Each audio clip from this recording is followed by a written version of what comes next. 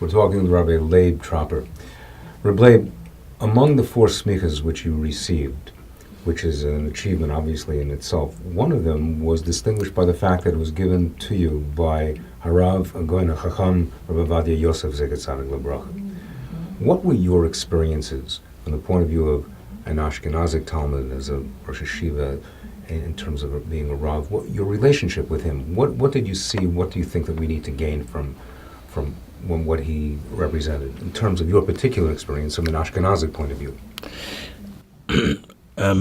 Just from a personal perspective, I just want to, before we get to this issue itself, I want to tell you that in my life I always had an affinity with the Sephardic customs, with the Sephardic certain passion that they had. I really always almost thought that I was on the wrong side of Har Sinai, when like I should have been stuck with the Sephardim on that side, whatever it was.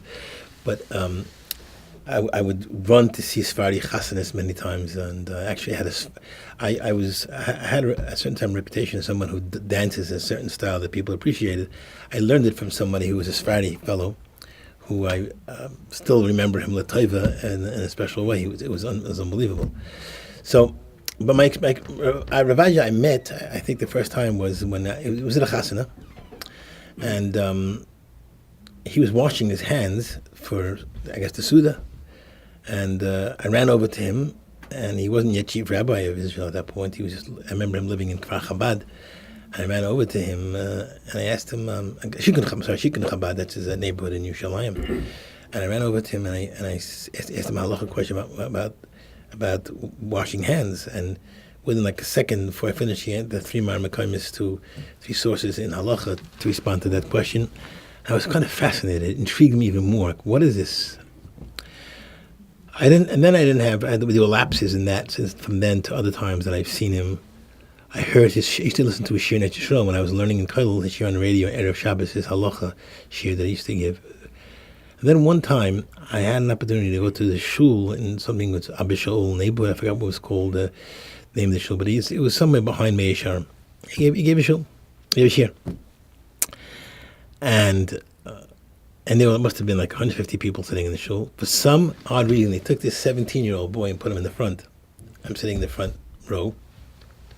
Ravaji is sitting, for example, like right a little bit ahead of me in the front.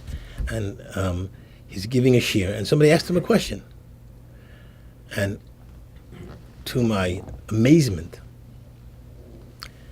and to the marvel of any human being, this man started quoting a Tshuvas Chassam Sefer, word for word, Baal Peh. But it wasn't a Tshuvas Chassam Sefer that was, he prepared, because he fields questions that he was not prepared for, was not unrehearsed. And he quotes this Tshuvas Chassam Sefer, and then he quotes 4 lines of a Tshuvas Chavat Yair. And I'm looking at myself, I said, 1 second, this seems to be not just a shir, this is really entertaining. I mean, to hear a person like that, I was like, what is this? This is...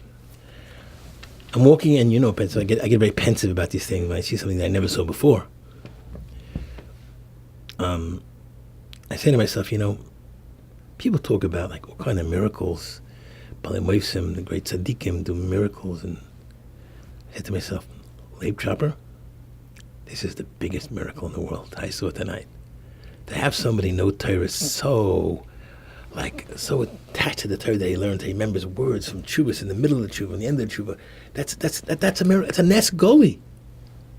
It's an absolute miracle. But a miracle that's bidei Adam to do if you have such a dveikus in Torah like he had. Attachment to Torah, love for Torah. Every word is precious to him. Every single word. As Rashi says in Saita as well, that when a person is dovik b'Torah, every word, Dorish, Bekiva, Dorish, kites, every little letter from the Torah was important for him.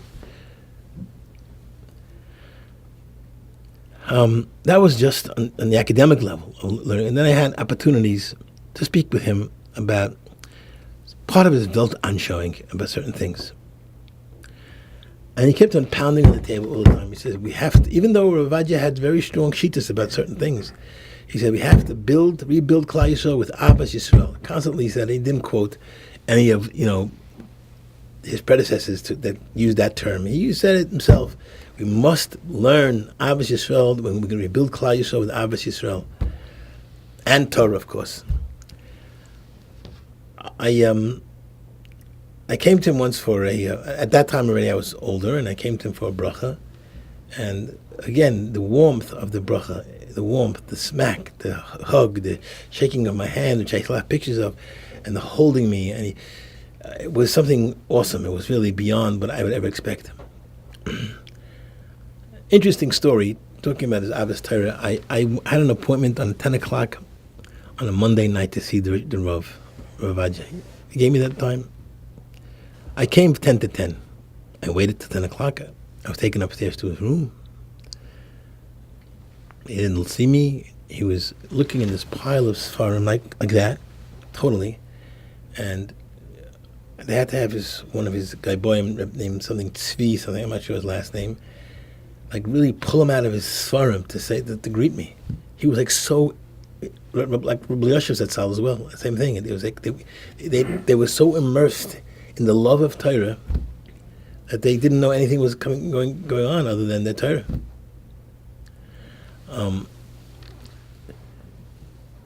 Rabbi Ovadia Yosef was different than many poskim. I'm not talking about great or not great. He's different than many poskim. He was an unbelievable gadol b'Yisrael that people, at some point, because of his politics, did not accept him as a conventional gadol hador. He was a gadol hador, but not a conventional gadol hador, because he was in the Rabbanut. The Rabbanut was delegitimized by everybody, and just because he belonged there, he tried to fix it a lot, and he fought battles in the Rabbanut. He fought many battles in the Rabbanut. But he had time for everybody.